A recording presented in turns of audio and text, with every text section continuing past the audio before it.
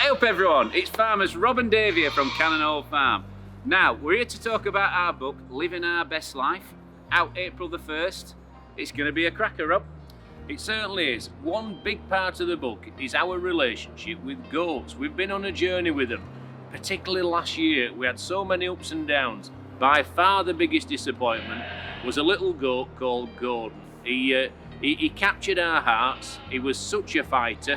He had so many issues against him. He had congenital birth defects. He were having fits. He didn't know how to suck a teat, but he had the heart of a lion and the fighting tenacity and spirit of the bravest of animals. Unfortunately, we didn't succeed in rearing him. It was a really upsetting time. That's farming. We try our best with them all. You can't win with them all, but we'll never stop trying. Now, our goat journey started 45 years ago when my dad, being a good dad, bought me a white sand and Nanny goat, which I creatively named Nanny. We were inseparable. She was the apple of my eye.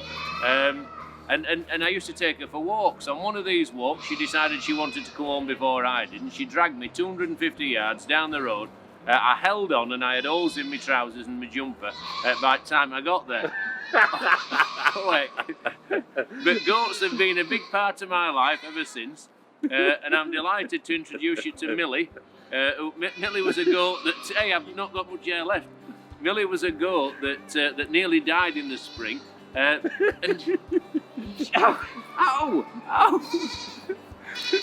and she's a fabulous character. Now, I'd like to say about Stanley, Rob.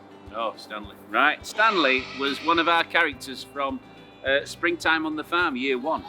Now, Stanley, who exactly was Stanley's father, Rob? The big joke around Stanley was, David, during filming, turned to me in all seriousness and said, just who are Stanley's parents? So it became a standing joke. It was a goat that we were bottle feeding. Yeah. And I just didn't know who Stanley's dad was. I'll be honest with you. We still don't. It was a mystery. Right, another goat from the distant past. The first pygmy goat we ever got was bought by my dad from Doncaster. He came back with it. It was a lovely goat. We thought we'd bought one, and before we knew it, it had 3 kids. So we got 4 for the price of 1. So that was another one. That was a pygmy goat? Yeah, that was Bessie, and she was an absolute belter. We'll never forget her. Dave, what's your next goat? We had this big crossbred Angora goat. He was called Bubbles, and he used to live with Victor the Llama. If any of you remember back in the day, he used to live in the wooden Dutch barn, and he used to climb up the gate and paw you, wanting some food. He was a smashing goat, and he lived to I think he lived to about 13 or 14, so that's quite old for a goat. He was one of my special favourite goats. One of the first set of goats that we ever got when we first opened, we borrowed a load of Angora goats. Now Angora goats produce mohair.